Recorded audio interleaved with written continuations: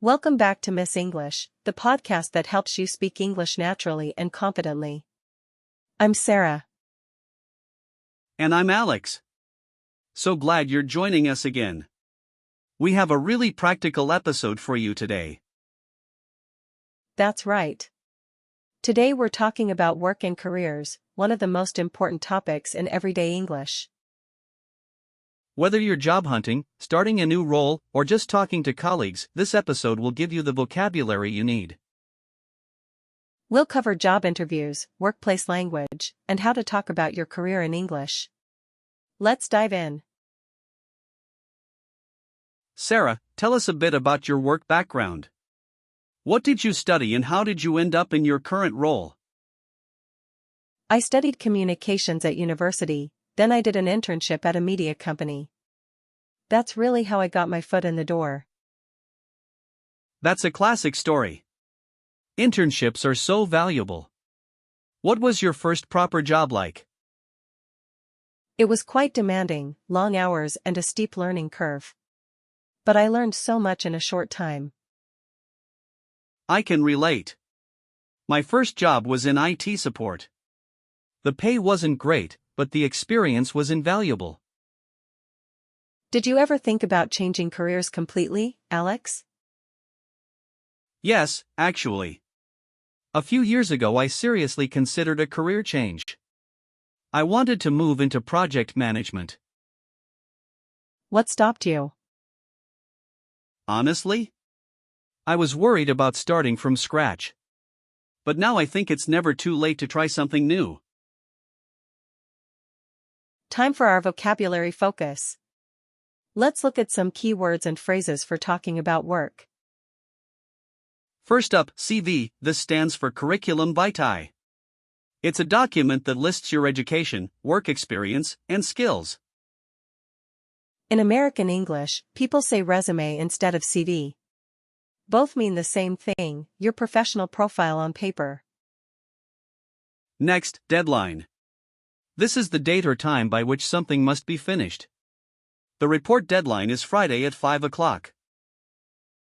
And overtime, this means working extra hours beyond your normal schedule, usually for extra pay. A very common phrase, touch base. This means to make brief contact with someone to share information or check in. Now let's talk about job interviews, something that makes almost everyone nervous, even in their own language. Absolutely. One of the most common interview questions is, tell me about yourself. How would you answer that, Sarah? I'd give a brief summary of my background, key skills, and why I'm interested in the role. Keep it professional and concise. Another classic question is, what are your strengths and weaknesses? Be honest but frame your weakness positively. For example, you might say, I'm a perfectionist, which sometimes means I spend too long on details, but I'm working on prioritizing better. Great tip. And always prepare some questions to ask the interviewer. It shows you're genuinely interested in the company. Good questions to ask include, what does success look like in this role, or what is the team culture like here? And after the interview, it's professional to send a follow-up email thanking them for their time. Let's talk about the language you'll hear every day in an English-speaking workplace. One phrase you'll hear constantly is, let's circle back. This means we'll return to this topic later.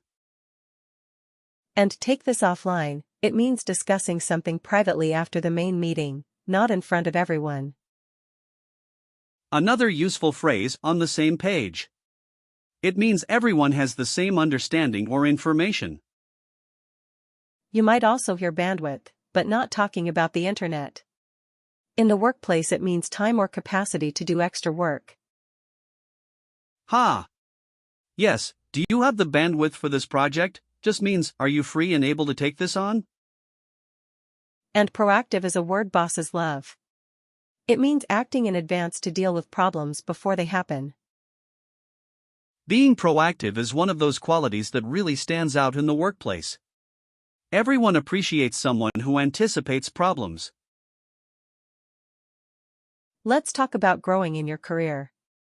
Alex, have you ever had a mentor? Yes. Having a mentor was one of the best things for my career development. A mentor is an experienced person who guides and advises you. I agree. And networking is just as important, building relationships with people in your industry. Some people find networking intimidating, but it doesn't have to be formal. Even chatting at a conference counts. LinkedIn is also great for professional networking. Your profile is basically your online CV and a way to connect with recruiters. Upskilling is another big trend, learning new skills to stay relevant in a changing job market. Online courses, workshops, certifications, there are so many ways to upskill yourself, often for free or very low cost. And don't underestimate soft skills, things like communication, teamwork, and problem solving. Employers value these just as much as technical skills. What a fantastic episode! Let's recap all the vocabulary we covered today about work and careers. We started with career, job hunting, workplace, get your foot in the door, and steep learning curve. Then, CV, resume, deadline, overtime, and touch base. For job interviews, concise, strengths, perfectionist, interviewer, team culture, and follow-up. In the workplace, circle back, take this offline, on the same page, bandwidth, proactive, and take something on. And for career development, mentor, networking, intimidating, recruiter, upskilling, certifications, and soft skills.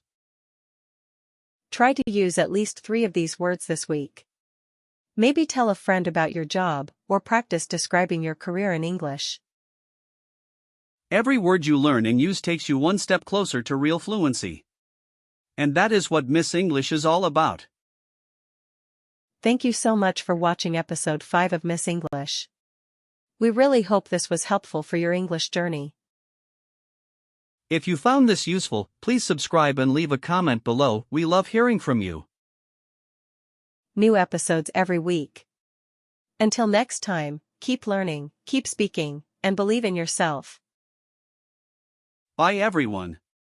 See you in the next episode of Miss English.